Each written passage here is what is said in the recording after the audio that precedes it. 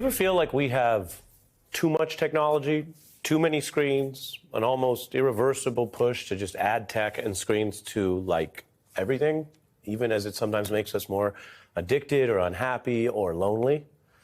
Well, I mention this right now because it brings us to our series that tries to probe some new ideas with an open mind, where we assess an idea not by whether we definitely agree with it, like the way we hear in politics or a lot of the way people forward stuff on the internet. Here, look at this. It reinforces my views. On Open Mind, right now, we try to take a novel approach with an open mind. And we keep that open mind when we look across history, where, remember, the conventional wisdom about everything from what was science to what defined equality later looked really limited, antiquated, or just wrong.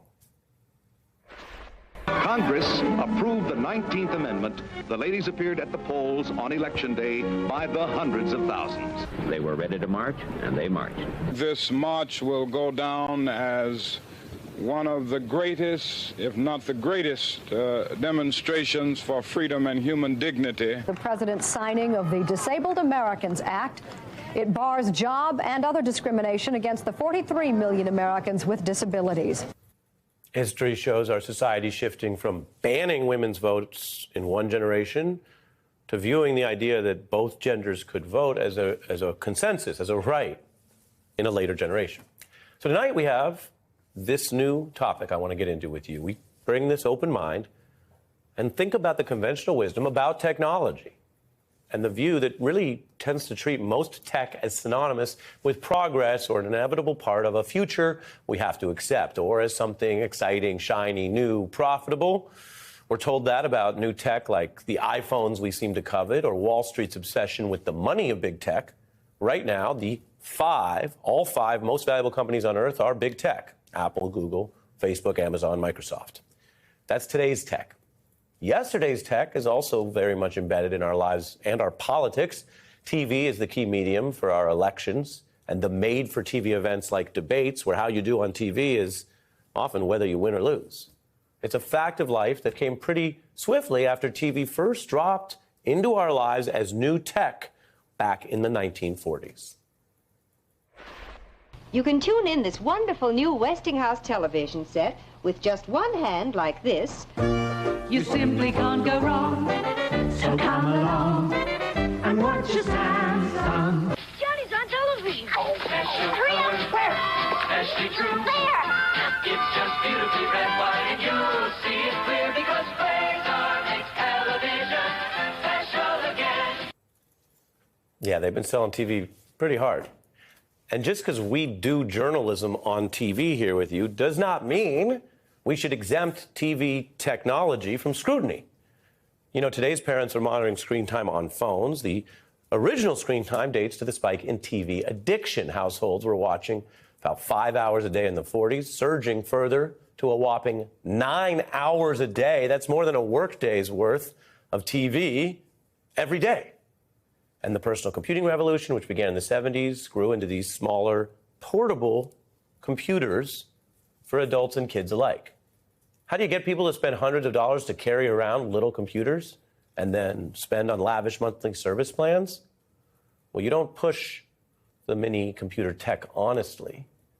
Business marketers called their little computers phones and got everyone all excited.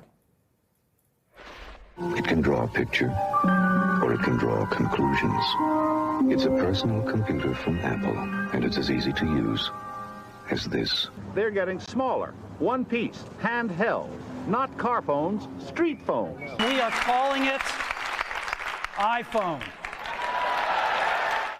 Almost looks quaint even a few years later, and the capitalist and social consensus here that I'm talking about, it feels unshakable. We're told these are good, or these are necessary, or like it or not, this tech's required for modern jobs in life, so just get on board. And a society so dependent on tools that we can't even imagine a world without them, which is weird when you think that so many of us, especially over a certain age, lived through the pre-cell phone era. We did just fine most of the time. And many people are finding some of this tech isn't making us happier or more connected in authentic ways. The history is instructive. There were initial warnings. The so-called Luddites pushed back against new phone addictions, destroying a whole generation. swap the same concern today for the documented health dangers of social media, especially for teens and younger people. The Surgeon General calls it a mental health crisis. And now, today, many insist AI, artificial intelligence, like computers, must be another inevitable part of our very near future. So tonight, our question: what if we approached our current tech regime, from the screens to the AI that's coming, not with automatic excitement or a fatigued economic obedience, but a stronger dose of skepticism? What if we used our open minds to shift the basic premise and the category for what we think tech is, and viewed it at least more like an addictive and possibly dangerous substance to be enjoyed in moderation, if at all, rather than as an endlessly necessary part of life? And we're not posing that question rhetorically, but literally. I mean, cigarettes were once viewed very differently. I mentioned history. They were initially seen as pretty harmless, smoked by doctors, featured in movies as just part of the good life, and used by healthy young people, until cigarettes weren't seen that way and weren't put in that category. History is instructive for mistakes as it is for change. And I want to tell you, this anti-tech term Luddite stems from the people who pushed against the Industrial Revolution for all kinds of reasons. There were textile workers who resisted the power looms that they thought threatened their job and a way of life.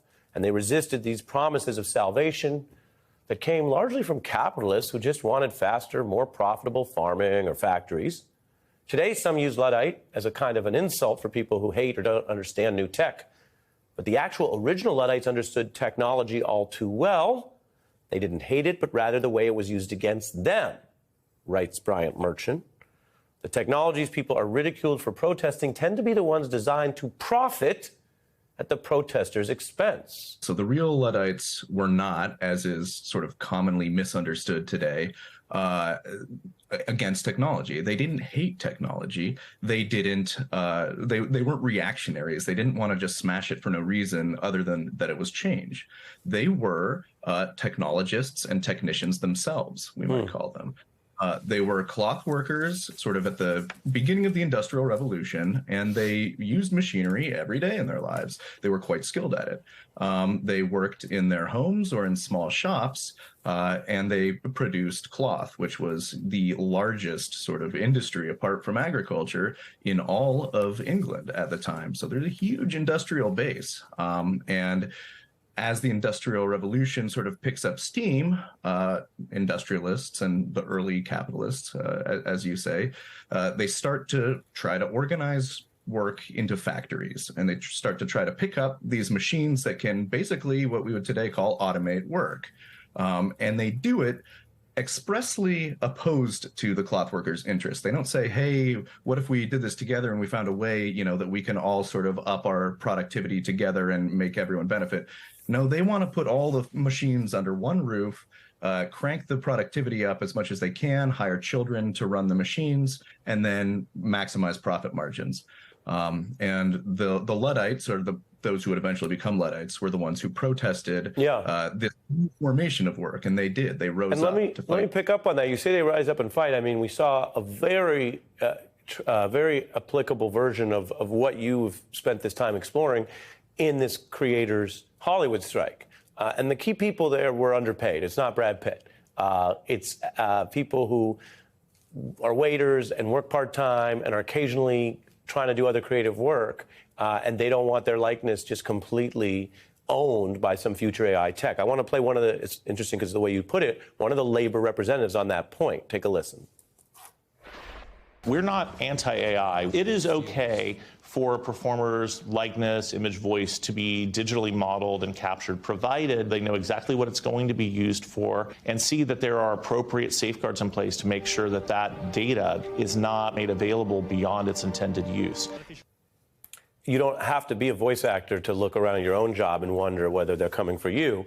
Given that you spend so much time steeped in this, for someone watching this who says, okay, yeah, maybe there is too much phone and I don't want my job replaced, what do you think are the practical ways to apply some of this? And should we, as we raise the question to you tonight, think of this a little more, some of this tech as a little more like a potentially harmful product, at least in overuse, than as our liberation?